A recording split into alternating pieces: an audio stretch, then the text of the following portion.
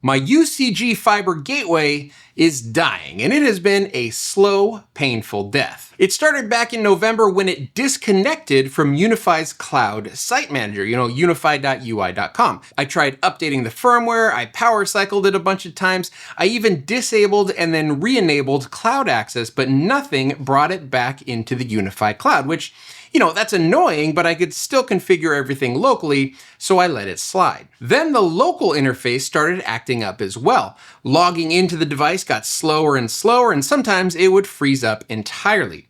When it did let me log in, the interface was extremely sluggish, and sometimes it would straight up restart UniFi Network on its own. So UniFi OS is definitely crashing out, but only on the software side. The gateway itself is passing packets just fine, but I do need to actually manage my gateway, and right now that is a struggle, so it's time to swap it out. Now, my original UCG Fiber was sent to me for free by Ubiquiti for a review, and I love that device so much that I put it into my own network, but it was definitely an early release model, which may explain why it's dying less than a year in. So I have a replacement here that I bought with my own money, and in this video, I'm gonna walk you through swapping out a UniFi gateway from start to finish, which may sound intimidating, but it's actually pretty painless. So let's get started.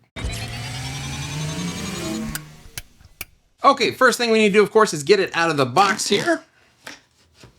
Now, this gateway was $300, just over $300 with shipping. I got the UCG Fiber that has no storage on board because I have a separate UNVR and I don't need Protect on this device.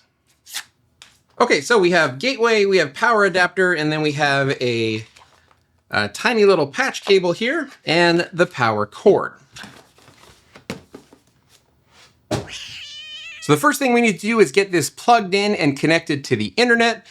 Then I'm going to go through the initial setup and restore a backup. Luckily, I was actually able to grab a backup off of the old UCG Fiber. Even though that was actually quite a struggle, I was able to get a backup. All right, so we got power. I'm gonna plug in an internet connection into the WAN port on the back, and it is now booting up. Now, I've also got a computer right here connected to this monitor. I'm gonna plug this computer into the LAN port so that I can get a DHCP to IP address, and I can restore the backup, which lives on this computer. And this is pretty fun. I actually don't get to do a whole lot of actual IT work these days. Running a couple businesses and doing these YouTube videos means that I'm often doing accounting or customer service or, researching videos, writing scripts, that kind of thing. So this is kind of fun. All right, so my new UCG Fiber is plugged in. It has an internet connection, and I have my computer that's down here plugged into one of the LAN ports, and here we can see the local interface, and I'm gonna say restore from backup. It's gonna have me log into UI.com. Okay, and what it's doing here, now that I've logged in, is it's looking at my account, and it's gonna try to find backups that are already on the UniFi cloud. But since this device had been disconnected from the UniFi cloud for months now, I need to actually grab a different one. See, look right here, it says, my last backup from the cloud was from November 11th, 2025. So I'm gonna say upload, and then we're gonna browse for the one that I backed up just before I started filming here. Okay, it looks like it's good, and we're going to say restore. Oh, that's weird. It says it's restoring the version that I backed up on March 6th, 2121. All right, I will be long dead by then. All right, so after about 5 minutes or so, we have backup restoration complete, and I'm gonna click go to dashboard. Now, by default, we get 192.168.1.0/24 as the subnet, and my actual subnet is 192.168.200.0/24. So we'll see if it redirects here and if I get a new IP. All right, so it looks like it got my name of the device, but the gateway IP is still 192.168.1.1, which should be 200.1. Let's take a look at our networks here. Yeah, it didn't restore my networks. I just have a default network and it's not the correct IP address. Nor did it pull any of my UniFi devices. Well, that does not seem like a successful restore to me. All right, so I guess the next thing I'm going to do is I'm going to have to restore the one from November and then try to remember any changes that I've made in the system since then. All right, here we go, take 2. All right, second restore attempt, and as you can see, when I did ipconfig/release/renew to get a new IP address, this time I have an IP in 192.168.200.x, so that is a really good sign. Let's try to get logged in here. Okay, and now we can see that I have an IP address of 192.168.200.1, and my actual WAN IP address is showing up there, so that is all a great sign. Okay, let's look at my devices.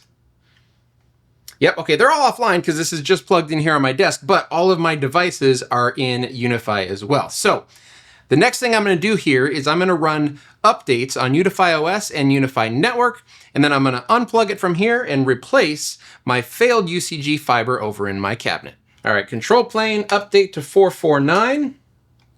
There we go. All right, here's my old UCG Fiber, and that one has just been sitting on the top of the rack here. It doesn't get too terribly warm in here or anything, so I don't think heat killed it.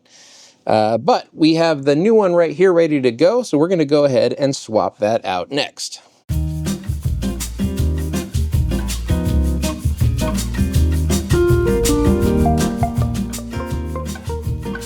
All right, there we go. New one is in place and booting up, so hopefully shortly we'll be back in business. Now, when you're replacing a gateway, this has a new MAC address, so oftentimes you also have to reboot the ISP's modem. So I'm going to let this boot up and see if it just comes back on its own, but if not, I may have to actually reset this modem as well.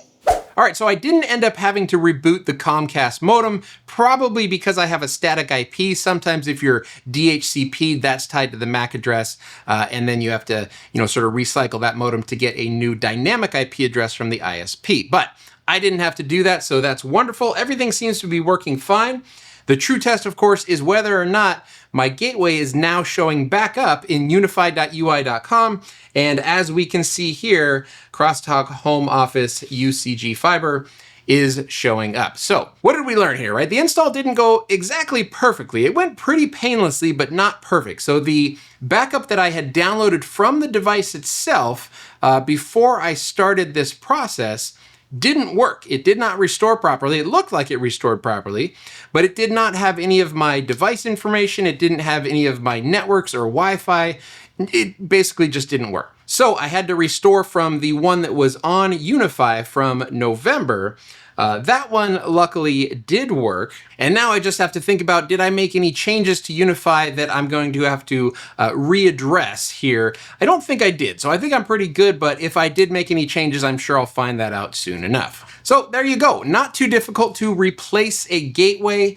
Now, of course, this was replacing the same type of gateway with the one that failed, so it's very, very easy. There might be some other things you'd have to do if you're going from like, a smaller gateway up to one of the rack mount gateways or something like that. But by and large, this restore process historically has worked pretty well for me. All right, hope you guys enjoyed this video. This is sort of a real life example of me actually doing some work. So I hope you enjoyed it, and we'll see you in the next video.